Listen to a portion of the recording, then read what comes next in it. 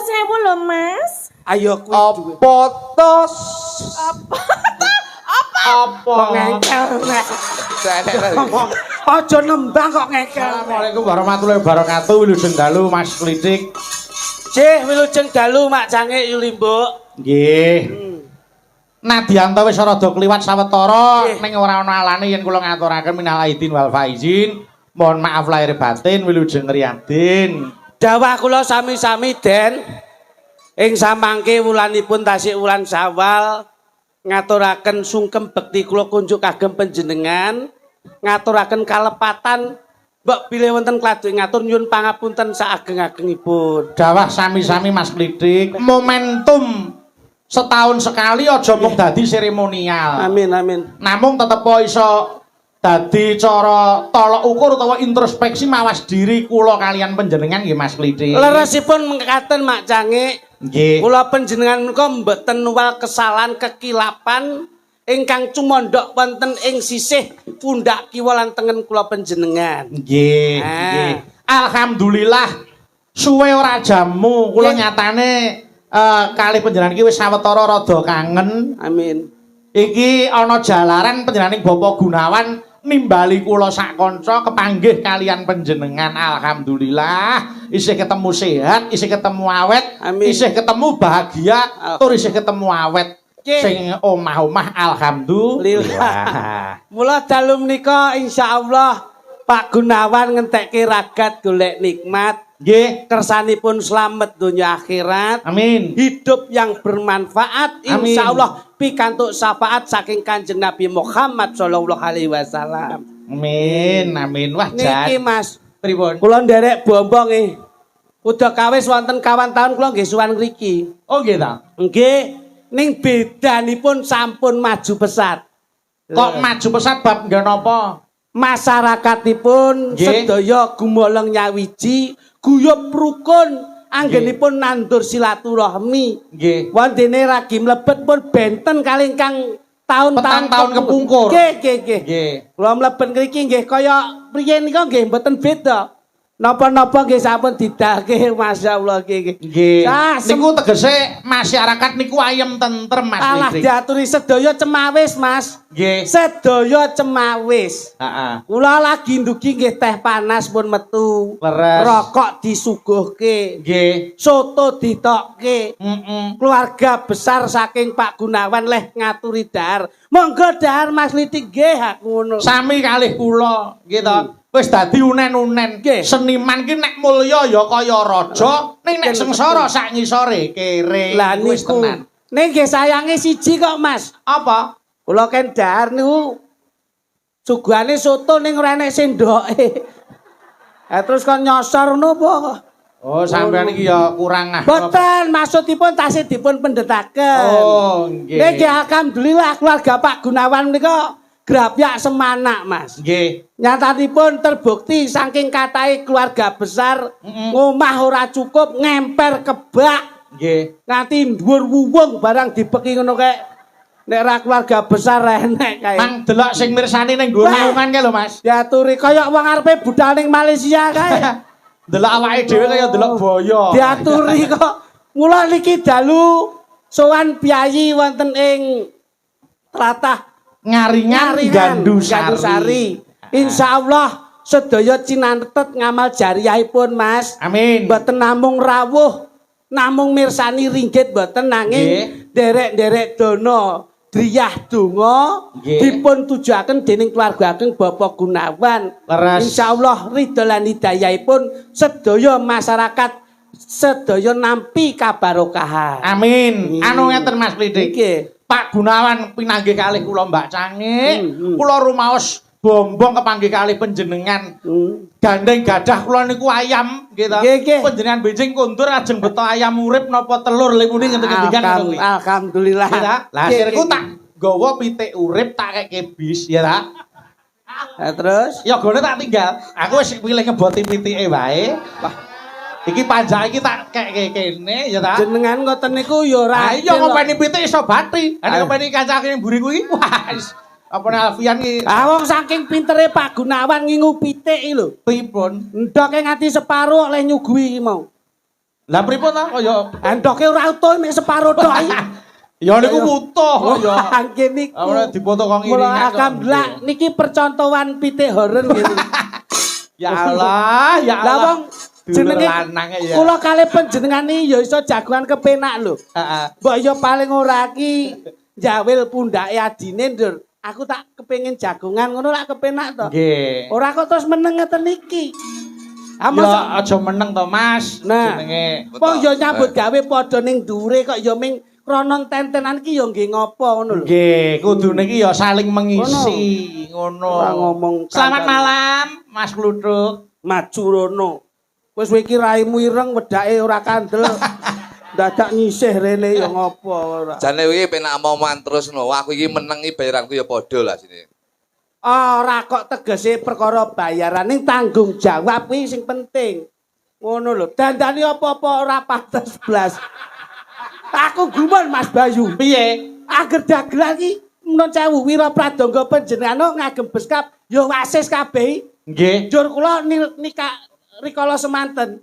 Niku lak dipun dawuhi pengrama panjenengan. Nggih. Letik dandan sing priyayi nggih mo kula ngoten. Nggih. Niki kula dandani kok ya ora priyayi blas iki. Piye jajal? Malah kaya takir klontang niki. Ora apik blas iki. Oh no. Alah mesem. Apa? Mesem iki lho. Apa ndung apa-apa wis mesem ya gembagus kowe.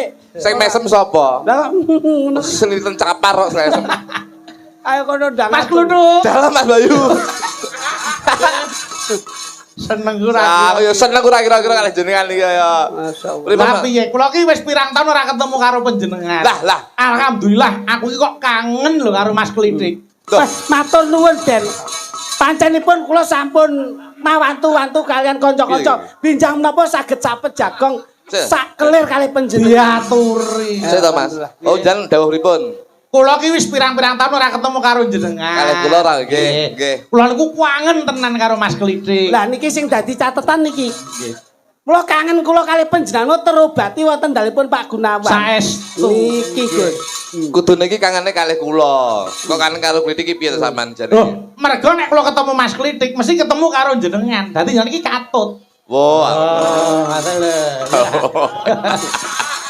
Ngono. Aku seneng. Panjenengan berdua ini tidak bisa dipisahkan Ora iso. kecuali maut. Bener, Pak. Nah. Lho lho, padha karo dalu mlika.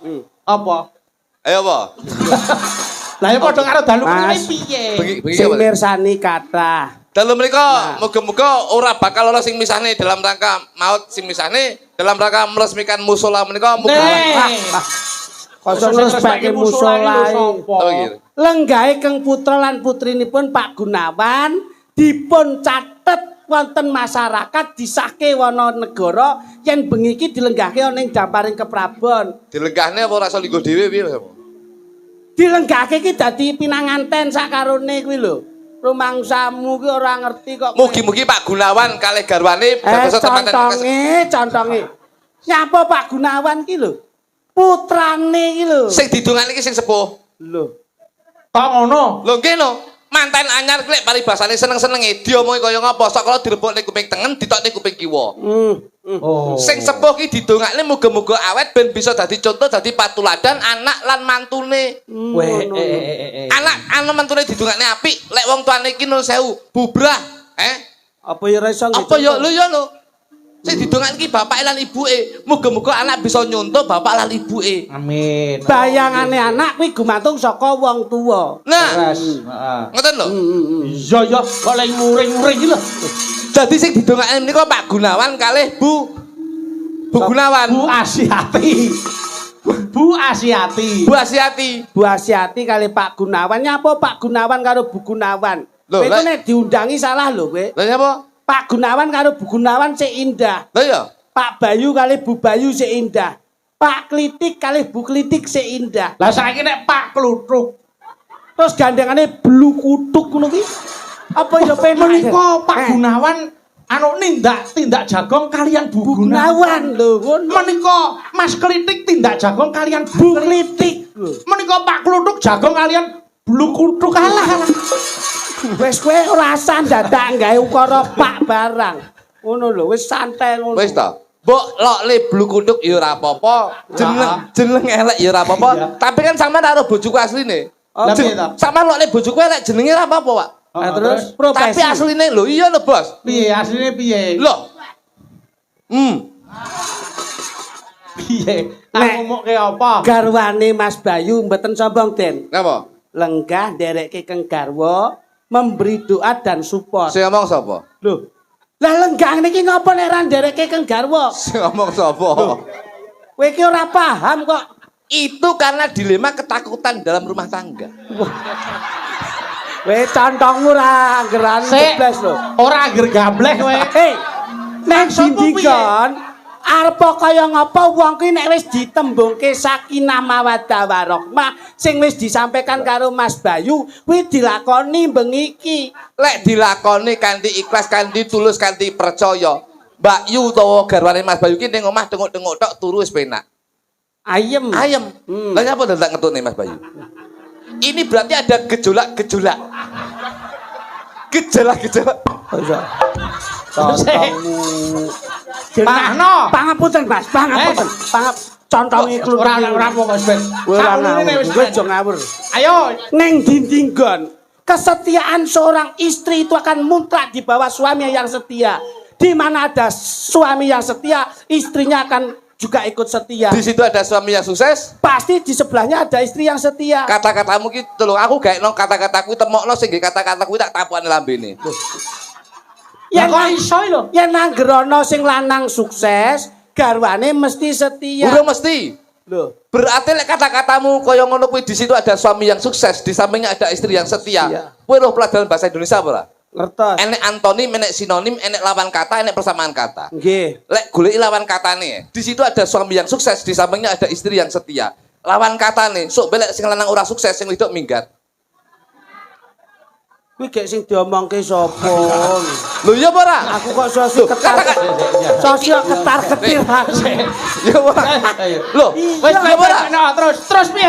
Iki pelajaran lho. Iya ya. Dadi kata-kata kuwi perbahasa kuwi salah. Sing bener kuwi di situ ada suami sukses maupun tidak, di sampingnya pasti ada istri yang setia. Jadi orang mergo suamine sukses. Ngono lho. Iki delok. Tapi Tanggapan rame kancani. terus Ngopo? piye? Hangane ngopo? Nek kekrek lambemu muni ada. Ayo. Ini karena dampak dari pendidikan yang tunggul. Ngono lho. Nek Aku didik keluargane apik, mesti tundane ya apik. Apik kaya aku gitu. Nah, Halah. ah, rupamu kaya genset lho kok. Piye? Aku tak nyonton nek apik kok sampean piye coba? Mas Ngambek. Bayu teruji lho. Terus ya apa? Loh, Iki diantara dua. kepiye? Kose kok di antara dua. Siji ngatur manajemen, Heeh. Terus sing keloro dalang iki mesti jajarane wong ayu-ayu ngene iki. Nggih. Ini ada dilema ketakutan.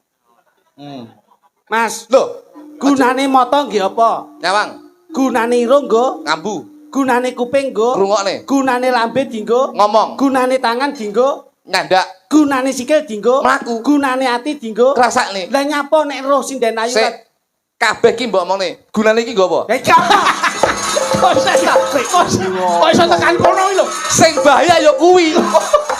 Oh, ngono ya. Lho iya, Oh, nggih. nyawa. Iya ya. Aku ngene lho. Ngono. Aku ngene lho. Lho, iki mergo ngetut iki mergo kuwi. Mare klitik gawe luwengan dhewe iku lho, Manas. Ora kok perkara ngeten iku, Gus. Ora, mripat nyawang tok. Iki ngambu tok. Esuk-esuk nek mu nyekel rada suwe wae. Lah kok sik to? Arep dina wingi nyekel mek lip ngono tok. Ah, Lah kok iso nyekel mripat karo nyekel nutuk gula iki piye karepmu? cempolo. Oh, Gila mboten? piye Mas? Lho ngono lho, Bos. Lah iya. Mulane sing damane ngene. Dalam rangka nikahipun Mbak sinten, Bu? Mbak Dila kalih Mas Gale. Ngene, tak omongi. Kowe rasa ngomongi. Loh, saya itu juga wajib Aja. Loh, ngewene. Lah ya wis ben melu ndongake ora. Aja tukane. Kowe yo kaya ngono. Sik. Kok kaya ngono? Genah dongane apik no. Ora usah ngomongi. Aku ki Ora usah ngomongi. Sing ngomongi ki sing kaya aku ngene. Dongane iki apik klitik kuwi. Alah, ndongakne apik tapi nun sewu. Apa? Aja kowe, aja ngomongi. awake dhewe mung lelak. Aja nganti nek Lek perkara keluarga sing ngomongi aku. Iya. Aja ngomong kowe. Saestu kok, Gus. Nek panjenengan Oh bener ta, Pak? Saestu. Oh alah, berarti kabare bener. Aja ngomongi. Sopo terus kabar. Ora, kabare wis saiki usaha, ya ta duwe. Iki bener. Nggih. Ya. Ruang ngono ra budal aku. Ayo, ngomong. Lagi nih. Eleh. Abang kata Wong kaya aku ngene iki lho. Iya. Luluh lilih. Lemah. Ayu-ayu ngene iki aku iki keguh ora. Masya Allah. Waduh. Hebat tenan. Kolbiahmu kuat, jasadiahmu roso, Loh, atimu kuat. kuat Mas. Tapi sing iki ya kadang-kadang Tapi yo Piye tau iki dirungokke tenan wis dilemno. sing ngempet ati penting Oh Mas. nggih. Kita harus mempunyai prinsip Mas Galih karo Mbak Dila. Bahwasanya kalau kita hidup berumah tangga, sing penting itu mempunyai moto yaitu happy wife, happy life. Wah, duh. Ora enek kok moto kok mereke kuwi moto iki anake Ajinomoto. Cap mangkok merah. Ketok lek jenengan iki nunjuk. Gila. Blakonmu kecipian lho. Kok setok kok tembungmu. Setok. Happy chef, happy life. Happy wife, happy life. Apa kok? Bahagiakan istrimu, insya Allah hidupmu akan juga bahagia. Masya Allah. Mas Galih itu harus membahagiakan istrinya. Wong lek bojone wong wedok kuwi bahagia, wong lanang itu hidupnya akan bahagia. Lah wong wedok ki bahagiane apa? Sepisan dikaya akeh, sing keloro aja lali skincare, sing ketelu perhiasan aja telat. Duh. Wong wedok. Wong wedok kaya ngono kuwi. Wah, lho ku nyatane kok wong wedok-wedok berarti mulya no kuwi. Mulya. Eh. Tapi aja salah, lek Mas Galih ki sok ben paribasane saking ganteng, sok ben rada elek aja masalah. Lah sebabe, Mas. Pengorbanan seorang lelaki itu demi mempercantik seorang istri. Hmm. Iki wis menjadi riset penelitian 5 tahun kula, Bos. Lho. Ngantek 5 tahun. 5 tahun riset. ya. Loh, nggih no. Ini sudah mengatakan bahwasanya wong ki aja kegoh karo wong wedok, aja kegoh karo wong lanang, paribasane lanang wong ganteng ning jaba, wedok ayu ning jaba. Kamu harus mempunyai prinsip bahwasanya beautiful because of love. Loh. Yang artinya Beautiful because of love. Cantik itu karena cinta. Kowe nyawang wong wedok ayu, yen kowe ora tresno, kuwi ora bakal dadi wong ayu. Ayu-ayune bojomu sing nang omah, ayu-ayune bojomu sing ganteng ning omah, mergo kuwi wong sing mbok tresnani. Lanang wedok aja nganti pet mbok deplon. Pet mbok dipol ki mepet tembok madhep ngulon. Kamu ya apa neh bose iki. Lah aku yo melu-melu sampe. Tenanan iki kuwi sing mlengo ae sik, mlengo sik. Iya. Salah to calon domo. Nggih mboten Mas. Mbok. Loh, kok ambo itu? Oh nggih.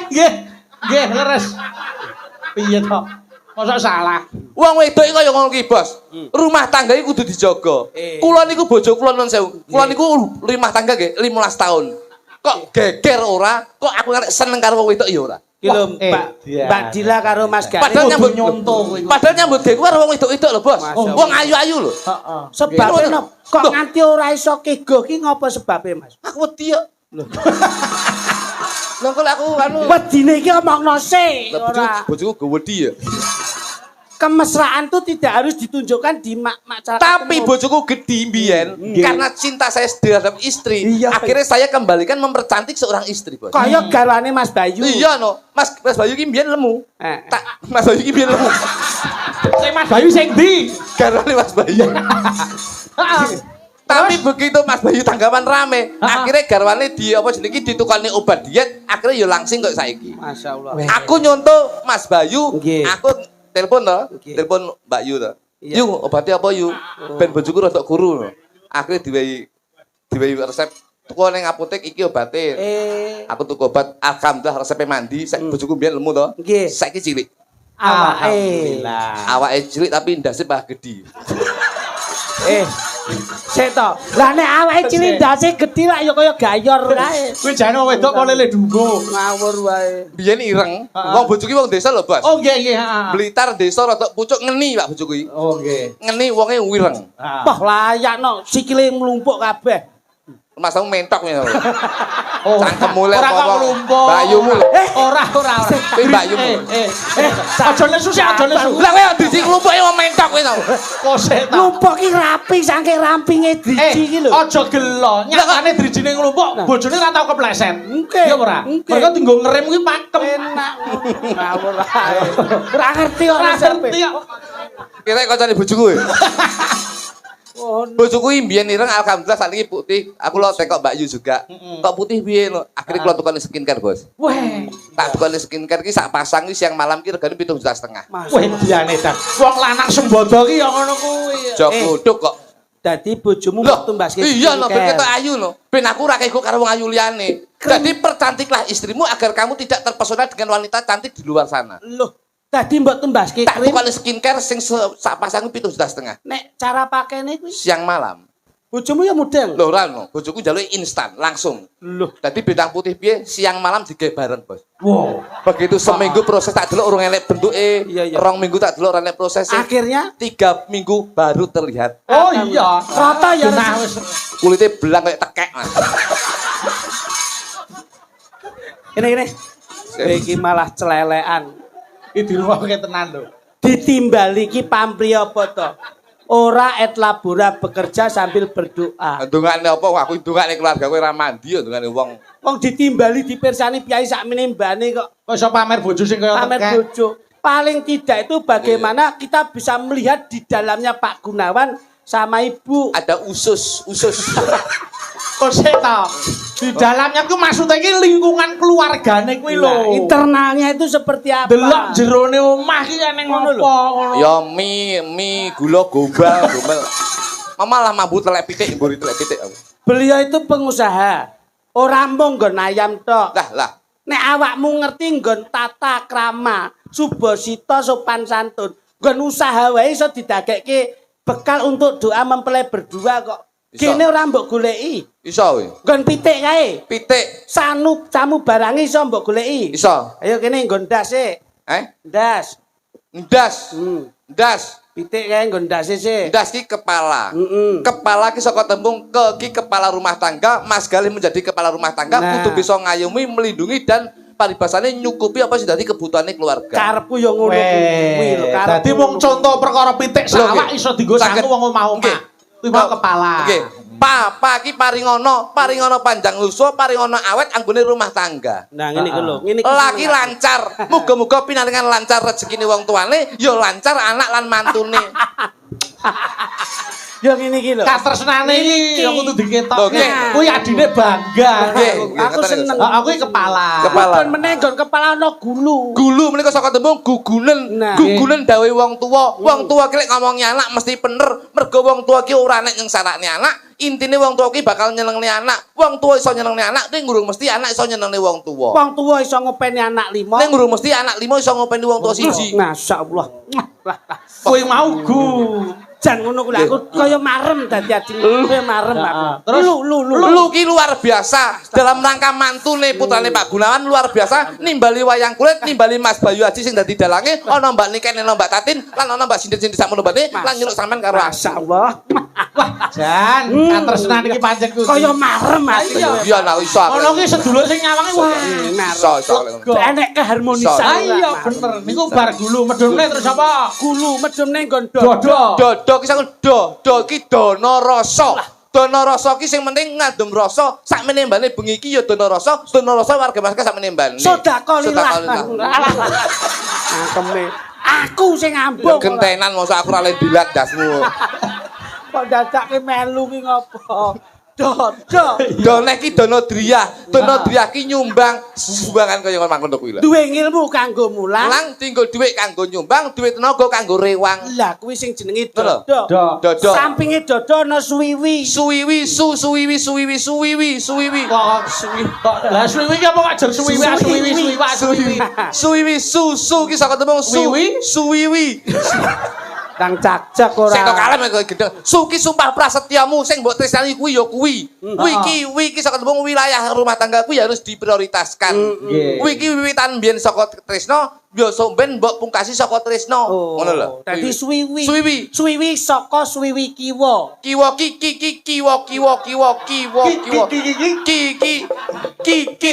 kitab suci kudu mbok waca. Alhamdulillah. Wa ki wara-wara. Kudu ngomong tangga teparuk, ngomong keluarga yen bengi iki ana pahargian. Kuwi suwiwi kiwa. Terus, Suwiwi tengen. Tengen tak dongakne teman-teman wedok tengdang meteng.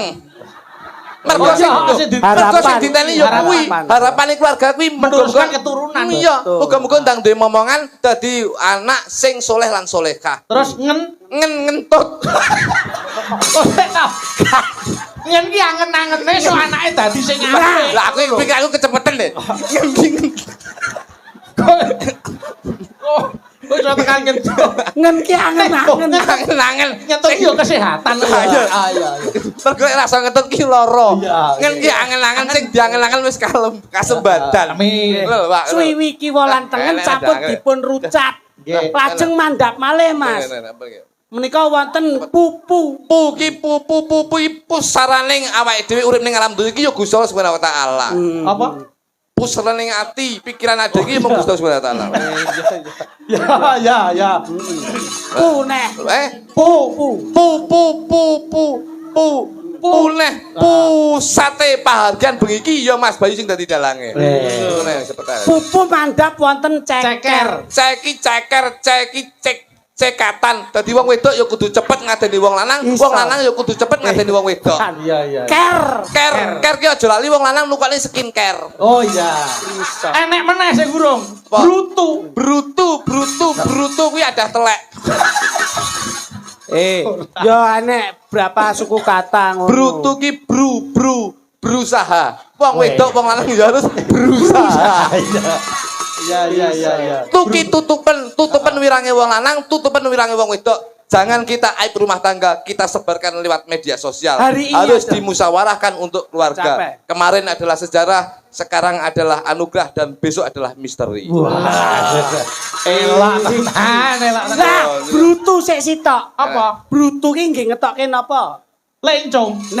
Telek. Jangan sampai kita itu berumah tangga, jangan sampai kita hilang dari telekomunikasi. Alah.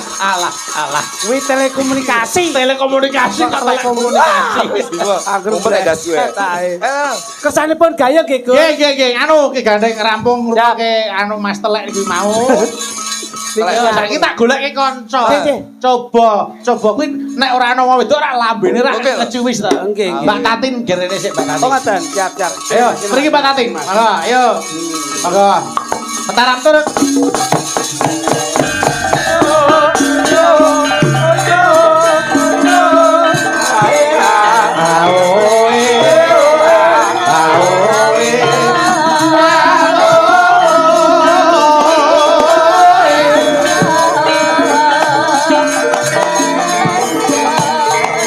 Larak disampirke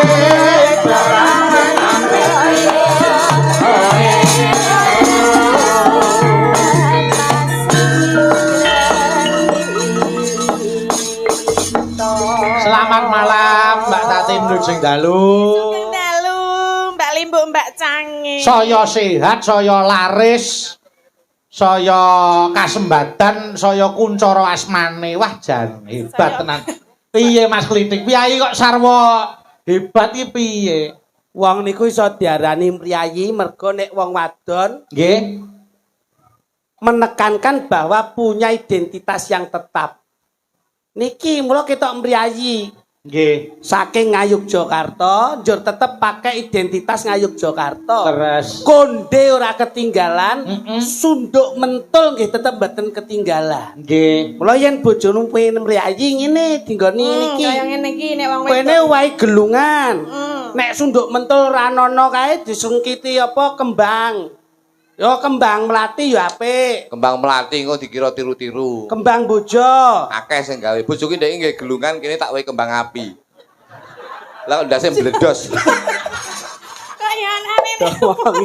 Sampe jenengane Aku jamu. jare pegang aja omong kuwi kok. Karepku ki ndudohi wong wadon sing mriyayi ngene iki. Agemane kebaya nganggo Kebaya. selendang. Nah, disampiri selendang lah bojomu wis mbok sampiri rong. Bener. Bojoku tak taleni nang gulune. Selendang. Selendang ngene iki lho, Mas. Dicepi Ya, ya. niki cunduk mentul. Rencana plan cepil ligis kok cengele aja. Mbok rasio-sio nek karo wong wedok ki. Nyapa lho wong Ya wedok. jenenge anane wong lanang ya kudu karo wong wedok. Nyapa. Lah nek ra ana wong wedok arep piye ora? Lho Loh, lha nyapa tuku lho. Lho ya ora, kaya ngono kok nuturi coba mau kok iso kok nuturi. Wong wedok iki paling rekoso, Mas. Ora kudu mbok sia-sia. Lah iya mbok ra sia-sia karo wong wedok. Mbiyen katon apa saiki Nah. katon apa? Ngono Yo lho. kapan lemu ya. Loh, Katon lemu ya ben lemu malah rasah dadak lemokke to ya. lah kowe nek umpama bojomu lemu nek arepe butuh karo bojomu nek goleki piye coba? Ra kangelan kowe. Goleki apa ta? Goleki apa? Kowe lho goleki apa? Goleki apa? Kowe lali apa? Gak. Ngapa to ngarasa demek-demok? Oh, saya tahu ya. Mak iki ngapa jane? Jane ngapa ngono lho? Ora omong ning tangane kok grameh. Tanganmu e jan kok celintisan. Kudune sing ngrambati mata mergo ngerti. Tangan rane matane kok ngrambat kok ndi-ndi. Kabarmu piye? Pek. Ya wis. Ini lho. Ngeten lho Mas. Ngeten lak ra duwe tata krama to. Yen kepengin diajeni wong wedok ki ya wong wedok diajeni. Nyapa wong wedok diajeni barang. Lho, kepiye to yu? Lah ya kuwi kira ya iki ki mergane ngene lho Mas Klitik. Biyen ki arep seneng karo aku. Betul. Ning aku ora gelem. Sing ngomong sapa? Aku asline seneng karo ibumu. Selerane trayo tuwek kok iki. Oh, senengane ngono-ngono kuwi to. Tuwek, wah aku dek iki ora mulih ning nggon ngomahi maratuaku ya disusul iki ya. Mangsane piye kok iso? Rene Iso seneng mbok. ora. Wis rasa gagas yu. Lah iki wong demek-demok ya. Ora mulyake bojo ki ngene centelke, tukoke mas-masan. Lho, masak mole kalau bojoku lho. Lah, Bojoku tak tukane Mas ya kok kene sampe kolengen ya. Lho. Mas. Iya lho. Oh lah ya elok ya. Kalunge sak pelek gedine. Melaku ndek iki 3 wulan bungkuk. Wah, masyaallah. Lho, Ali-ali. ali-ali iki ya driji 10 bek, sikil iki driji 10 bek. Nanti kentekan Ngantek dicik. kita driji iki nyilih drijine tanggane. Ampuh lho. Iku jenenge anu wong wedok sing setiti. Ane ya ora kalah tetep jek menang Mbak Tatin. Cara nyandange didelok. Leres. Nggih ta. Iso pas kaya ngono iki piye coba. delok. Kuwi mergo skincare kuwi mau. Gak aku skincare niki kok tekek. Wis anu yo. Pancen sing taun 2017 wis ora nyetak ngene iki. Ora ana to. Kula diwet-wet bae.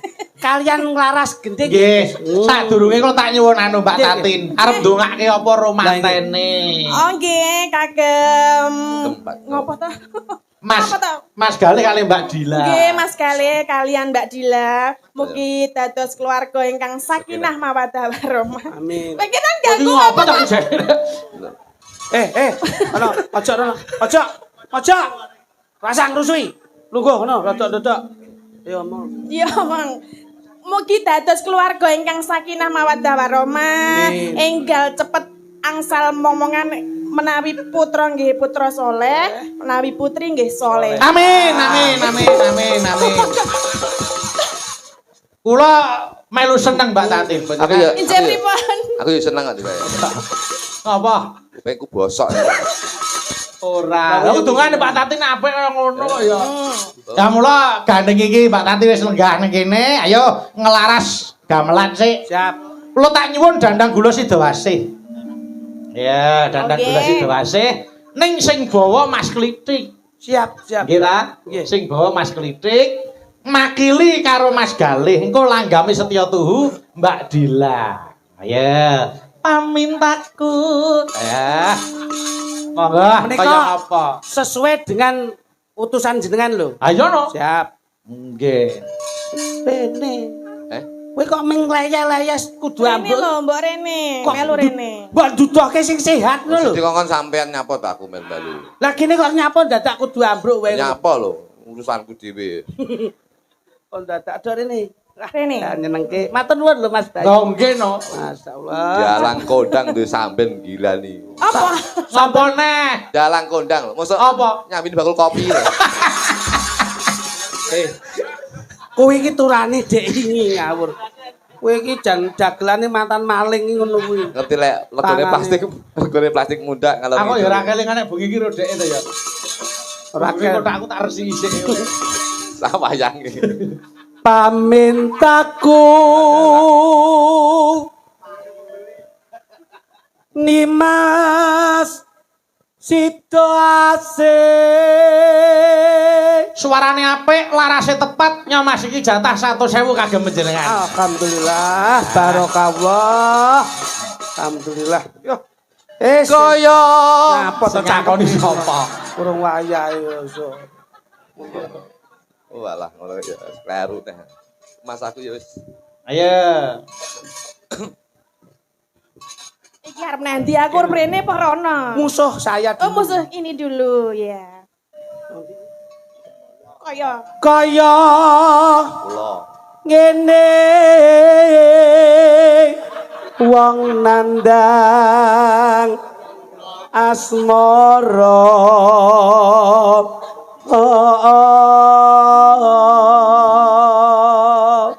Diajeng Tati Injih Kang Mas. sawangen saperangan warga masyarakat ana ing bengi iki katon endah lan kompak. Injih leres. Nanging ramene bengi iki ora kaya ramene atiku yen wis kalebon katresnanmu Diajeng Tati. Menapa injih to Kang Mas? Menjenengan menika saestu jangan ngremenaken lho Kang Mas. Kaya-kaya ora Diajeng. Nyapa kok Diajeng Iki dadi apa? Kowe Diajeng kok iso Diajeng. Ngenteni kancane. Wis teko kabeh.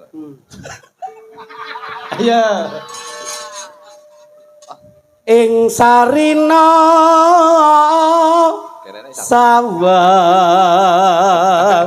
duwe ngene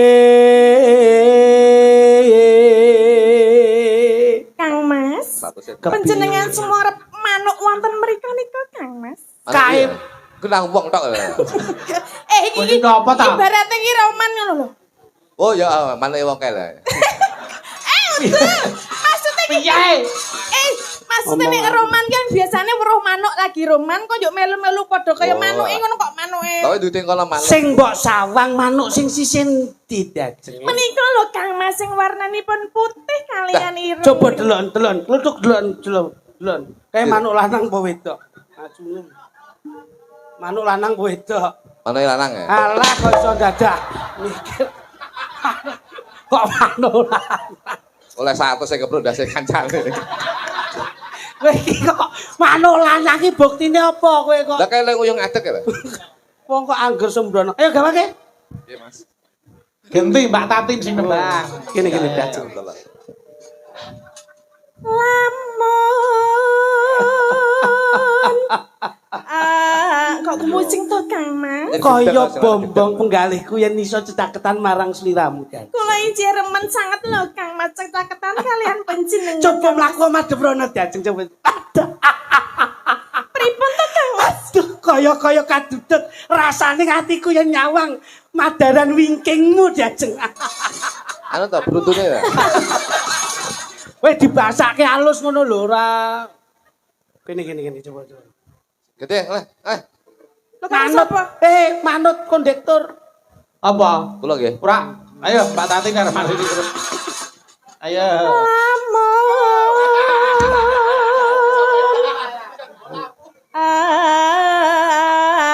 Aduh, caketing ati.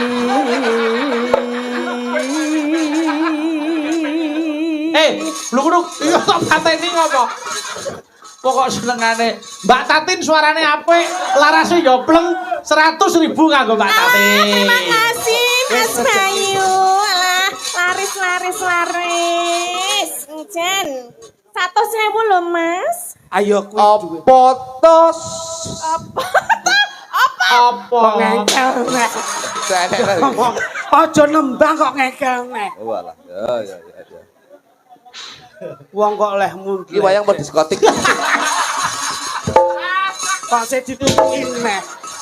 Tomeng aja dolanan lampu. Kuwi nek pedhot goleke angel kok iso. Arane. Wong kok ora pancen kabeh. Aduh. Kok kabeh ya. Ya. Ya. Oh, melu kae. Temi ora yak-yakan. Hei. Kok iki? Dua tas kok. Kayak sound horeg. Masa.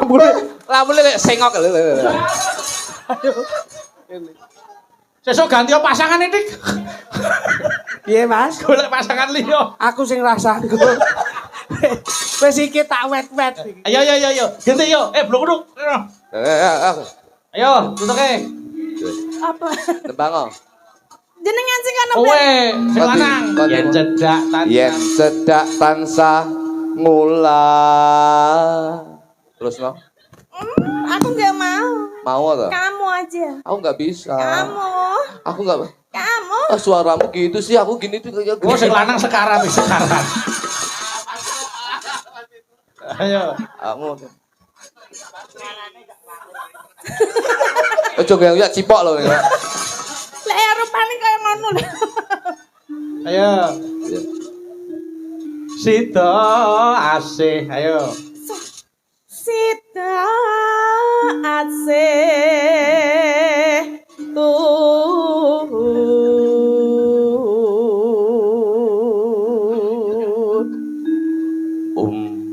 pindah. Ngopo kamu? Ngopo goleki ume? Kelingan Umi ya. Terus gitu. Rasang gagas. Sampai lu aku. Pindah. Ajar ini to Mas, ayo. Wong wis kebacot kok ya dadi rasida wurung. Pindo mimi lan mie godhog. goreng. Amin tuno.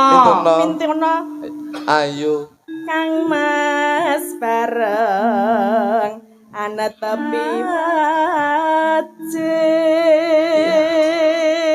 Terus Sita asih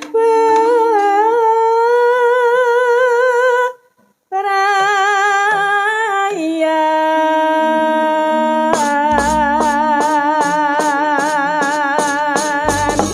Yo, sak langgame Mbak Tatin monggo diaturke setia tuh. Monggo. Yo.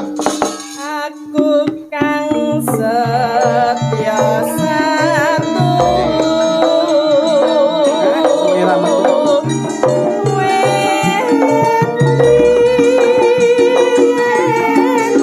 nganti saiki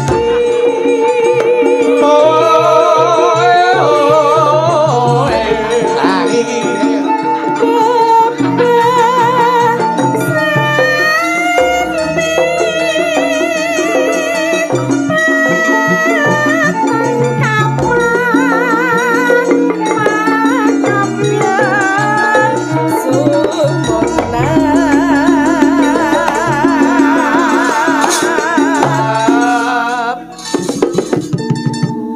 Wah, apik tenan sekone. Iki dadi apa to? Oh. Aku lemet ora. Coba. Coba ganti petik, Mbak. Tati cek delok suarane dites coba Mbak Tatin. Ayo. Coba. Sing endi? Kabele apa apane? Dhuwur ngisor apa tengah? Endi Mas? Ayo. Aku Anu sing kringe tengah sing kringe. Aku guru-guru tembung ini iki lho iso nakal nih. Coba dites coba. Ayo Mbak Tati coba. Aduh coba kayak ngapa strane. Ayo. Wah. Oh, muni lho Mas. Ternyata. Oh kurang kenceng Oh, kurang isih. kenceng, dikenceng. Diuntir. Coba petik nih dipet. Ya. Ya, lanjut Mbak Tatin tembange. Andika pengayomanku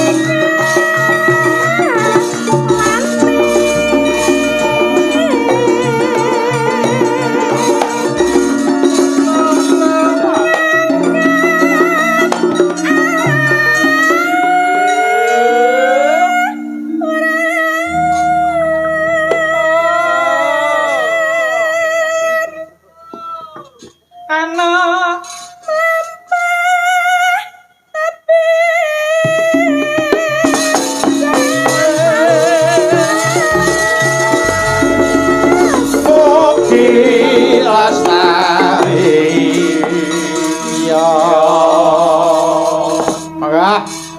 Mugyanto kaing